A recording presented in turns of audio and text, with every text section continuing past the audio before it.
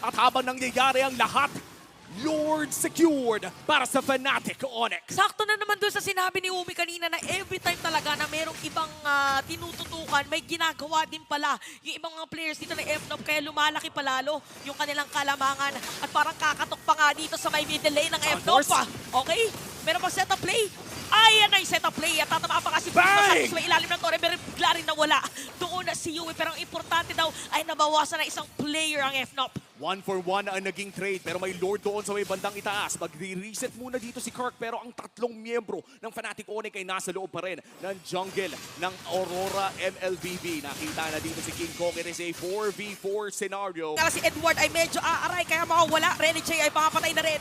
Double kill para kay Kelat. Unti-unti na ngang inuubos sa mga players dito ng Aurora. At kitang-kita natin ngayon na si Doming na lang ang natitira. Meron pa silang minion wave na inaantay pero si Brusco ay patay na rin. Pero patay na si